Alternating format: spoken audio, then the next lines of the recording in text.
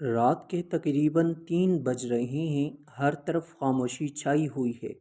ایک شخص گہری نیند میں سو رہا ہے، لیکن کیا آپ جانتے ہیں کہ اسی وقت ایک ایسا دشمن بھی موجود ہے جو کبھی سوتا ہی نہیں؟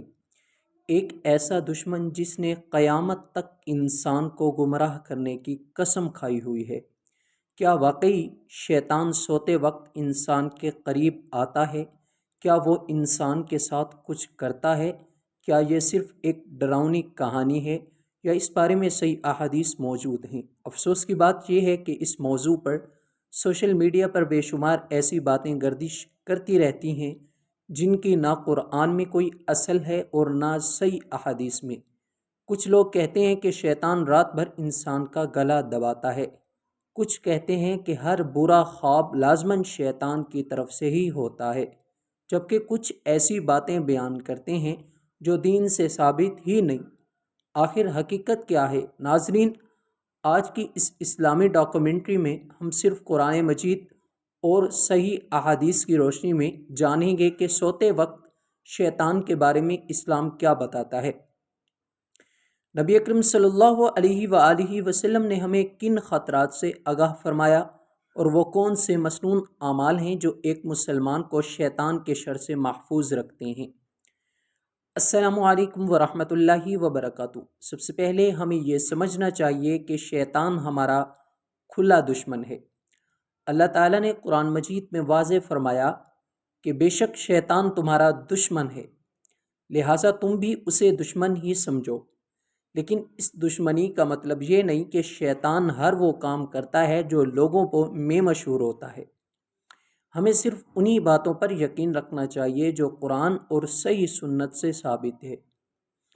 انہی مستند احادیث میں سے ایک عظیم حدیث صحیح بخاری میں موجود ہے، جس میں نبی اکرم صلی اللہ علیہ وآلہ وسلم نے فرمایا کہ جب انسان سوتا ہے تو شیطان اس کی گدی یعنی کہ گدی سر کے پچھلے حصے پر 3 گرہیں لگا دیتا ہے اور ہر گرہ کے ساتھ کہتا ہے کہ ابھی رات بہت لمبی ہے، سوئے رہو۔ پھر اگر انسان بیدار ہو کر اللہ کا ذکر کرے تو ایک گرہ کھل جاتی ہے، وضو کرے تو دوسری گرہ کھل جاتی ہے اور نماز ادا کرے تو تیسری گرہ بھی کھل جاتی ہے۔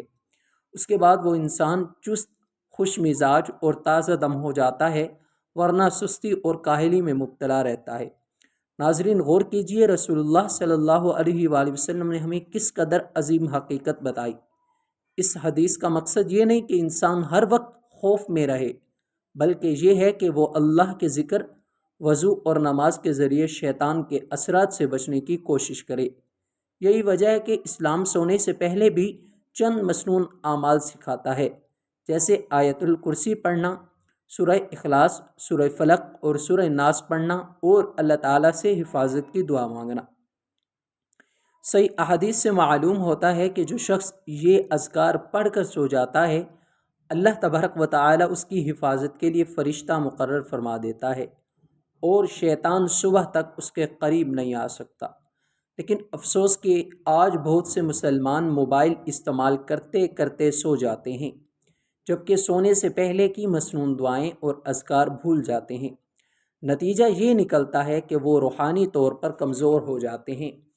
اسی طرح ایک اور اہم مسئلہ برے خوابوں کا ہے۔ ہر ڈراؤنا خواب لازماً شیطان کی طرف سے نہیں ہوتا، لیکن صحیح احادیث میں آیا ہے کہ بعض خواب شیطان کی ہی طرف سے انسان کو غمگین کرنے کے لیے ہو جاتے ہیں۔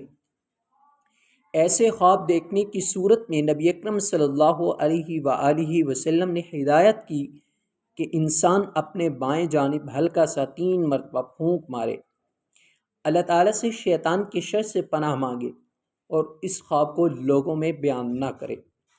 پیارے ناظرین، اس موضوع میں ابھی کئی اہم سوال باقی ہیں۔ کیا شیطان ہر گھر میں داخل ہو سکتا ہے؟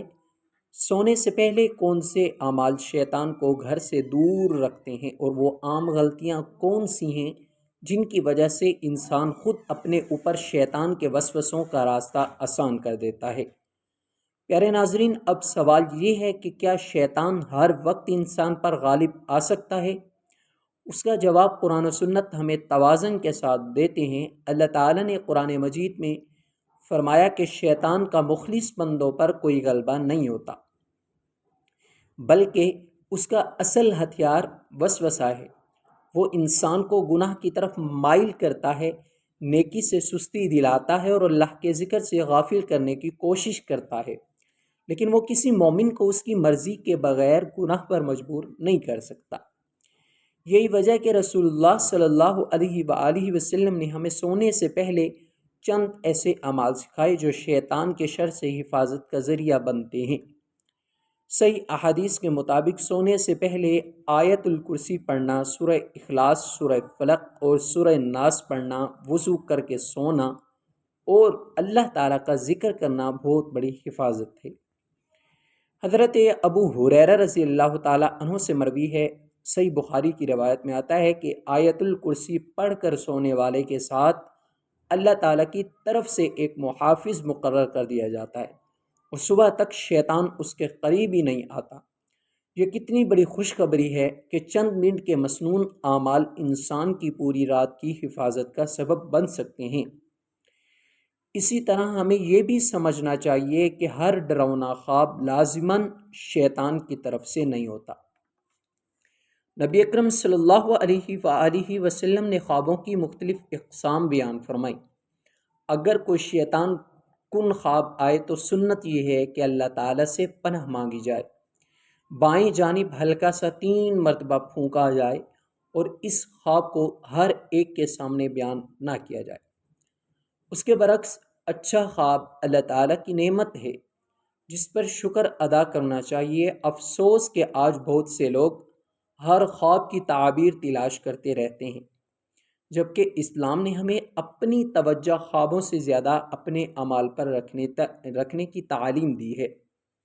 پیارے ناظرین، ایک لمحے کے لیے سوچیں، ہم سونے سے پہلے موبائل فون پر گھنٹوں گزار دیتے ہیں لیکن چند منٹ اللہ تعالیٰ کے ذکر کے لیے نہیں نکالتے۔